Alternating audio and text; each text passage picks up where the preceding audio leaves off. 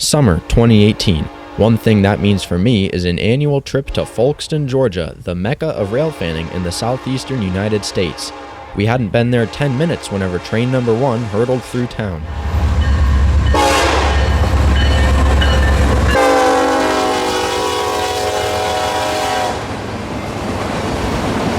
This is train Q237, southbound auto racks for Baldwin. The 2 Union Pacific engines were a bonus, especially with the ace leading. After 237, nothing noteworthy came through for another 90 minutes until southbound 603 rounded the bend, with a couple pumpkins tagging along.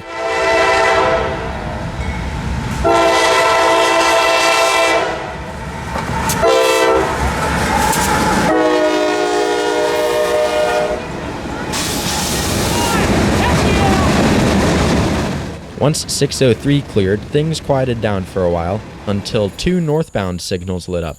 The defect detectors to the south told me the train on track 2, to the right, was behind the train on track 1 by about a mile, but going 5 miles per hour faster. Some haphazard guesses told me the northbound on track 2 would get here first, so I decided to hang back on track 1. I guessed right, but just barely.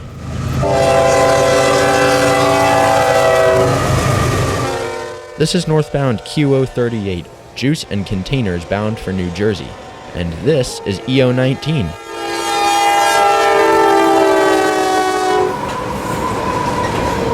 Empty coal bins out of Bostwick, Florida, returning to Madisonville, Kentucky.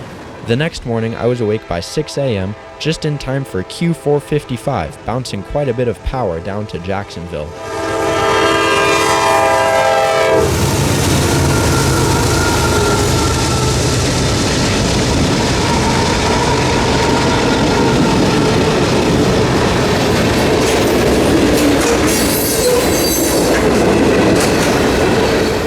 This Saturday morning, I was intent on seeing some action on the Norfolk Southern, and with that, we drifted south to Crawford, the famous intersection of Norfolk Southern's Jacksonville district and CSX's Florida S-Line.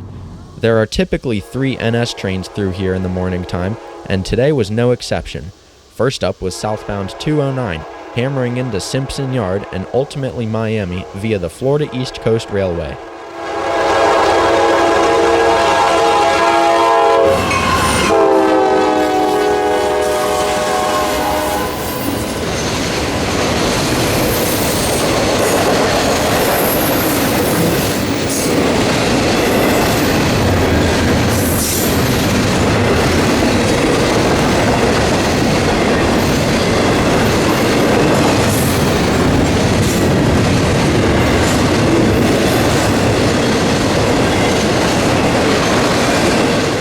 "20 minutes later, and southbound 229 passed, also bound for Miami via the FEC.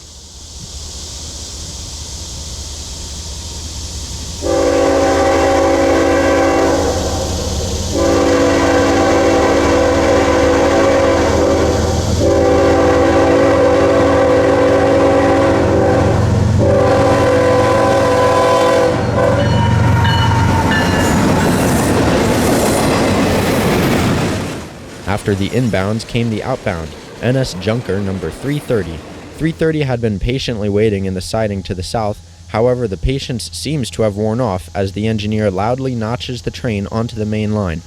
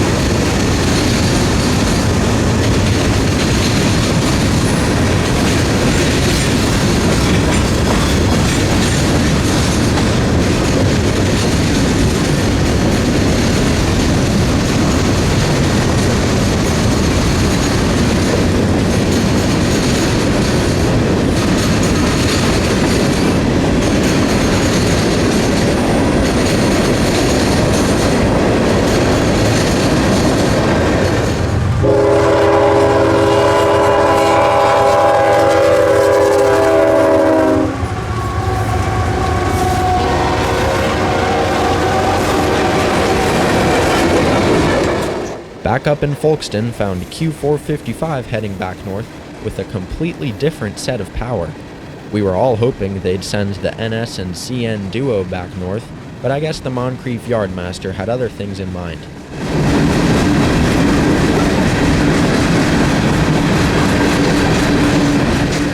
Apparently, the term Q455 only applies to the crew. If it applied to the physical train, we would have seen at least some of the same engines as the morning's southbound run. But I didn't have too much time to speculate. Q237 was sneaking in from the north.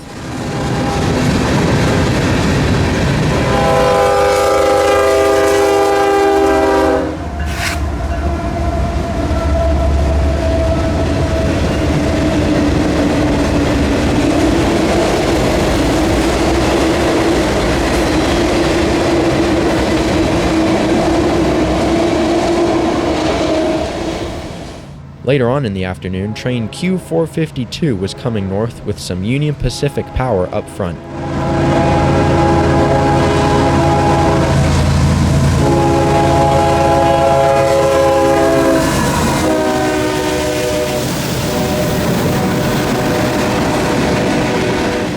The UPs are the same engines that went down on the previous day's Q237 and were likely picked up in Baldwin by the crew.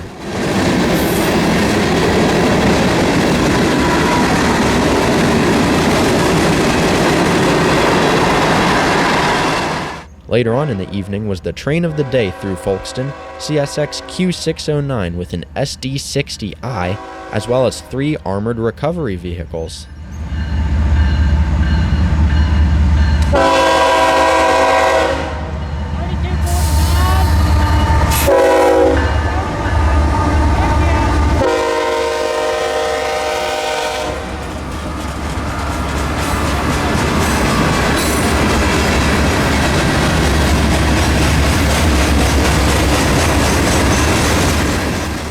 A couple months back, CSX purged all their SD60 variants, throwing many of them into storage.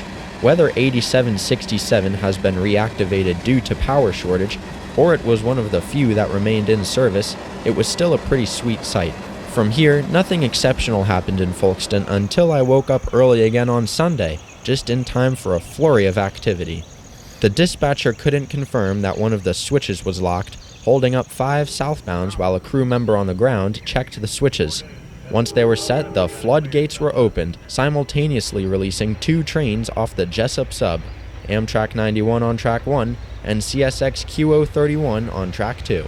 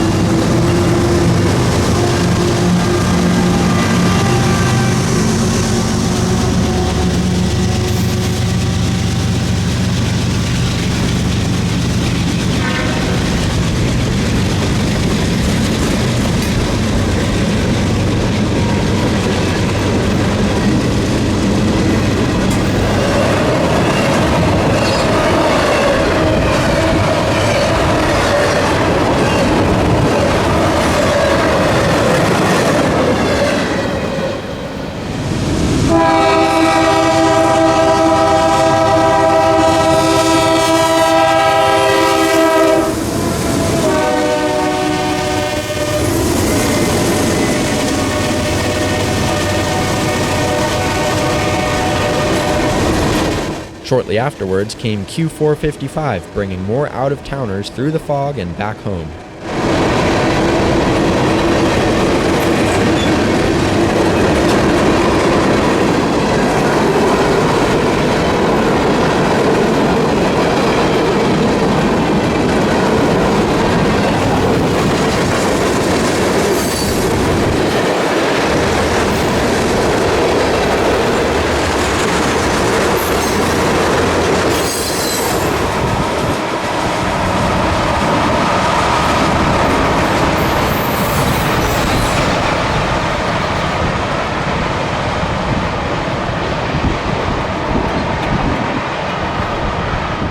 Three hours and 3 trains later saw southbound Q441 approaching the turnouts. That's Q037 waiting off to the right, stopped for both the 11,000-foot 441 and hotshot Q025.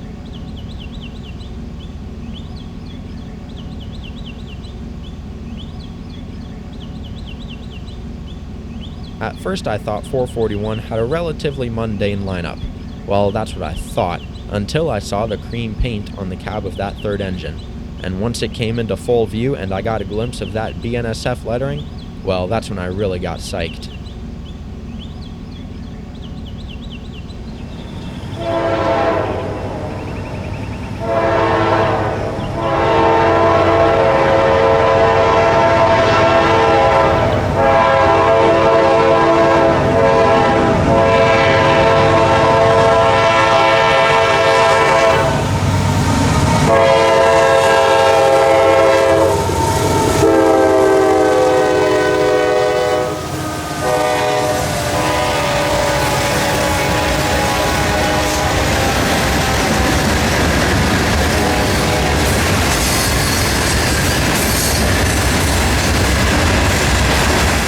.441 is passing a stopped Q455 on its return trip north to Waycross from Jacksonville.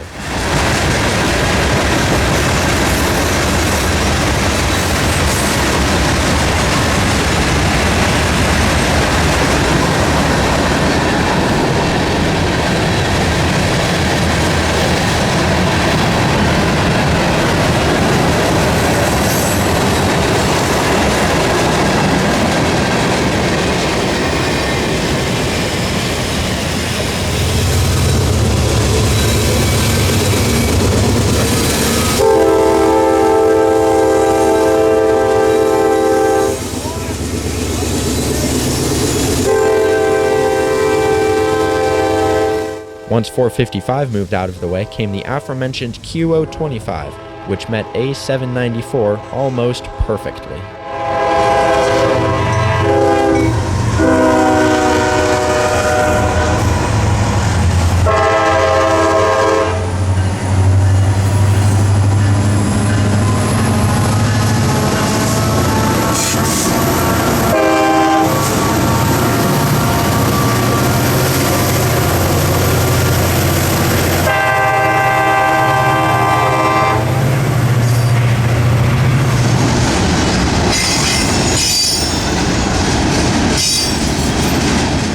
Once these two trains passed, it was about noontime, a notoriously dull time of day in Folkston.